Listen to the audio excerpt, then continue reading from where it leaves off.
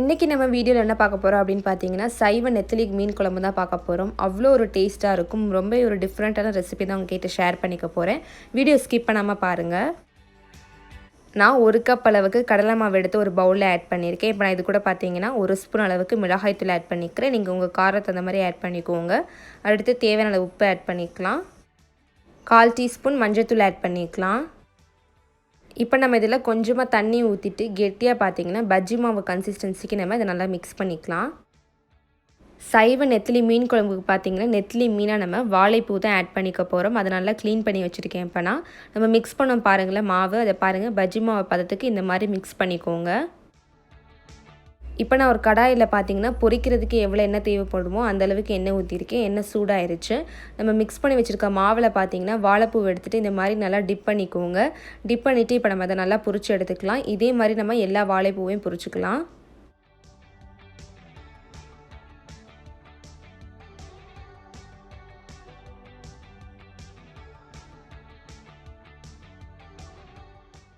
ரெண்டு சைடுமே பார்த்தீங்கன்னா நல்லா திருப்பி விட்டுருங்க. பொன்னிறமாக வந்துருச்சு அப்படின்னா நம்ம எடுத்துடலாம். ஸோ இப்போ பார்த்தீங்கன்னா ஓரளவுக்கு நமக்கு நல்லா பொன்னிறமாக வந்துருச்சு. இப்போ நம்ம இதை எடுத்துடலாம். எடுத்துகிட்டு இதே மாதிரி நம்ம மற்ற வாழைப்பூவையும் பொரித்து எடுத்துக்கலாம். இப்போ நான் ஒரு கடாயில் பார்த்தீங்கன்னா 2 ஸ்பூன் அளவுக்கு எண்ணெய் ஊற்றிருக்கேன். எண்ணெய் சூடாயிருச்சு. இப்போ நான் இதில் 1 ஸ்பூன் அளவுக்கு வெந்தயம் ஆட் பண்ணிக்கிறேன். வெந்தயம் நல்லா பொரிஞ்சிருச்சு. இப்போ நான் இது கூட பார்த்தீங்கன்னா கொஞ்சம் கருவேப்பிலை ஆட் பண்ணிக்கிறேன். அடுத்து பார்த்தீங்கன்னா ஒரு 10 சின்ன வெங்காயத்தை 2ஆக கட் பண்ணி ஆட் பண்ணிக்கிறேன். சின்ன வெங்காயம் ஆட் பண்ணிங்கன்னா தான் நல்லா டேஸ்ட்டாக இருக்கும். அடுத்து நான் அது கூட 2 பச்சை மிளகாய் ஆட் பண்ணிக்கிறேன். நீங்கள் உங்கள் காரத்தை அந்த மாதிரி கூட வேணும் அப்படின்னா நீங்கள் கூட பச்சை மிளகாய் ஆட் பண்ணிக்கோங்க. அடுத்து ஒரு 5 பூண்டு பல் கட் பண்ணதை ஆட் பண்ணிக்கிறேன். இப்போ நம்ம இது எல்லாத்தையுமே நல்லா வதக்கிக்கலாம். இப்போ நான் இது கூட பார்த்தீங்கன்னா ஒரு பழுத்த தக்காளி ஆட் பண்ணிக்கிறேன் கட் பண்ணது. இப்போ நம்ம இதை நல்லா வதக்கிக்கலாம். இப்போ கொஞ்சம் உப்பு ஆட் பண்ணிக்கிட்டோம் அப்படின்னா நமக்கு சீக்கிரமாக வெங்காயம் தக்காளி நல்லா வதங்கிக்கும். ஸோ அதுக்காண்டி தேவையான அளவுக்கு உப்பு ஆட் பண்ணிக்கிறேன். இப்போ நான் இதில் புளி கரைச்சல் ஆட் பண்ணிக்க போகிறேன். நான் ஒரு நெல்லிக்காய் சைஸ் அளவுக்கு புளி எடுத்து தண்ணியில் கரைச்சி வச்சுருக்கேன். இப்போ நம்ம இதில் ஆட் பண்ணிக்கலாம்.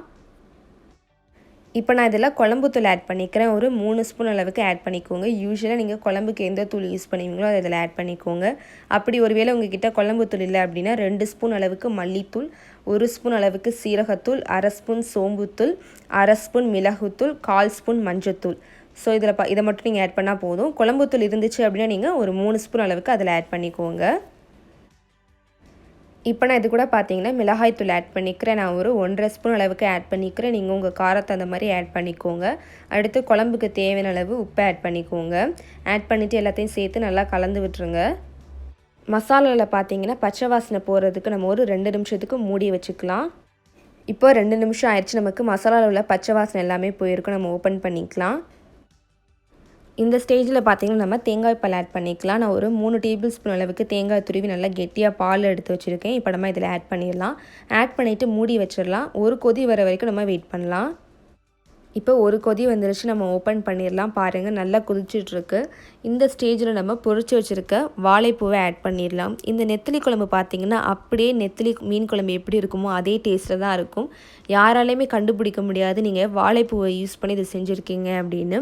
யூஸ்வலாக நம்ம வாழைப்பூ கூட்டு இந்த மாதிரி வச்சு கொடுத்தோம் அப்படின்னா வீட்டில் சாப்பிட மாட்டாங்க. இந்த மாதிரி நம்ம டிஃப்ரெண்ட்டாக செஞ்சு கொடுத்தோம்னா கண்டிப்பாக ரொம்ப விரும்பி சாப்பிடுவாங்க.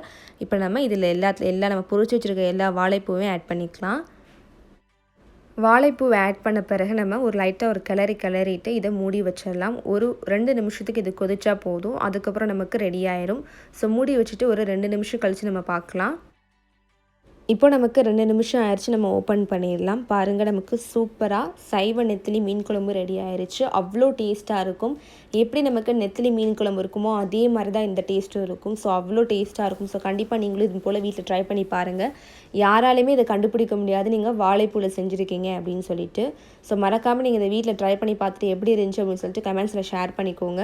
இந்த வீடியோ பிடிச்சிருந்தால் லைக் பண்ணுங்கள். மறக்காமல் ஃபேஸ்புக் வாட்ஸ்அப்லேயும் ஷேர் பண்ணிக்கோங்க. சேனலை புதுசாக பார்க்குறீங்கன்னா மறக்காமல் சேனலை சப்ஸ்கிரைப் பண்ணி வச்சுக்கோங்க. கூட இருக்கிற அந்த பெல் ஐக்கானை கிளிக் பண்ணிக்கோங்க.